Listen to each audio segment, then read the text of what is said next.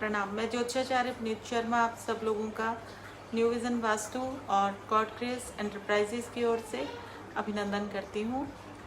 आज हम श्रावण मास के महत्व और भगवान शिव के अभिषेक से जुड़ी हुई कुछ चर्चाएं करेंगे। सावन में भगवान शिव की आराधना क्यों की जाती है? क्योंकि आपकी जो अपरिपूर्ण इच्छाएं रह जाती हैं जीवन में, उनको पूर्ण करने में भगवान शिव को प्रसन्न करना सबसे ज़्यादा आसान है। भगवान शिव भोले शंभु बहुत जल्दी प्रसन्न हो जाते हैं। भगवान शिव की आराधना के लिए उपयुक्त ये महीना माना जाता है, क्योंकि इस महीने में अगर आप धन, रोजगार, कारोबार और नौकरी से जुड़ी हुई समस्याओं को लगातार झेलते हुए परेशान हैं, तो दही से शिवलिंग का अभिषेक शुरू कर दीजिए। निरंतर अगर आप दही से शिवलिंग का अभिषेक इन दिनों में शुरू करते हैं तो आपको ये जो समस्या नौकरी, कारोबार, धन से जुड़ी हुई है, इनसे निजात बहुत जल्दी मिल जाती है।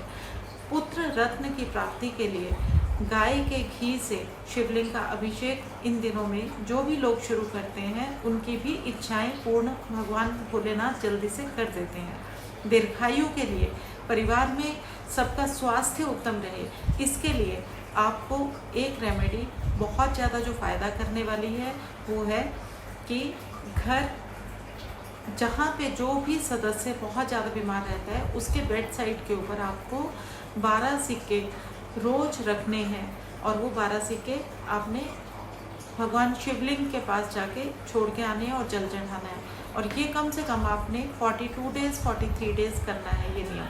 अगर आप ऐसा नियम इन दिनों में शुरू करके पूर्ण कर लेते हैं, तो जो लंबे समय से बीमार व्यक्ति भी होगा उसको स्वास्थ्य लाभ होना शुरू हो जाता है, या फिर उसकी जो भी ट्रीटमेंट चल रहे होते हैं उनका उसको पूरा फल मिलना शुरू हो जाता है शरीर पे, और वो स्वस्थ होने की तरफ चल पड़ता है।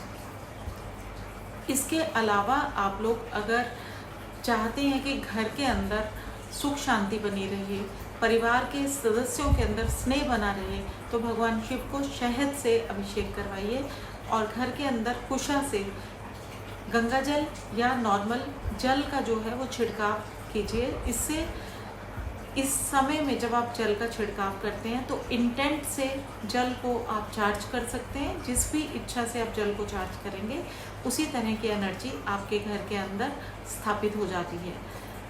सिंपल तरीके से भगवान शिव को आप प्रसन्न कर सकते हैं, और भगवान शिव की आराधना इन दिनों में अगर आप मन से शुरू करते हैं तो आपकी जो भी इच्छाएं हैं वो पूर्ण होती हैं। और सिंपल अगर आप कुछ भी उपाय करने में असमर्थ हैं तो कम से कम भगवान शिव का वर्चुअली मन में तो ध्यान कर ही सकते हैं। ओम नमः शिवाय का आप जाप कीजिए। मृत्युंजय मंत्र की एनर्जीज को अपने घर के अंदर प्रवाहित करने के लिए, और इसका उच्चारण अगर आप अच्छे से नहीं कर सकते हैं तो आप इसे सुन सकते हैं। इस मंत्र को आप अपने घर के अंदर चला सकते हैं, ताकि सारे घर की ऊर्जा जो है वो बहुत ज़्यादा शुद्ध हो जाए, ऊर्जित हो जाए।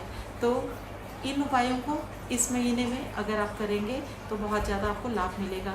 और अगर आप किसी क्रिएटिव फील्ड से जुड़े हुए हैं, आप नृत्य की कला सीखते हैं या आप म्यूज़िक से जुड़े हुए हैं, तो आपके लिए बहुत अच्छी एक रेमेडी है कि भगवान शिव के डमरू को आप खरीदें और भगवान के शिव के डमरू को आप भगवान शिव के मंदिर में चढ़ा दें।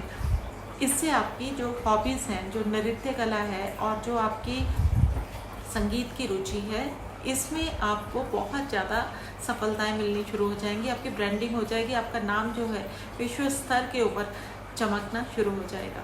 सिंपल रेमेडीज़ हैं, लेकिन इनका आपको आशातीत लाभ मिलने की मैं एक गारंटी इसलिए दे सकती हूँ क्योंकि ये चीज़ें हम हर सावन के महीने में करते चले आ रहे हैं। और इन दिनों हो सके, जिन दिनों आप भगवान शिव को दही से अभिषेक करते हैं, तो आपको दही का डायरेक्ट फॉर्म में सेवन नहीं करना चाहिए। जितना ज़्यादा आप अवॉइड करेंगे, उतना ज़्यादा शुक्र की एनर्जीज आपके घर में अच्छी होती जाएंगी, बेहतर होती जाएंगी। वस्त्र का दान कीजिए, दही का दान कीजिए। दही को भगवान शिव को अर्पित करेंगे तो भगवान शिव के मंदिर में जो भी सेवा करने वाले पंडित जी होंगे, उनको आप वस्त्र भी दान कर सकते हैं।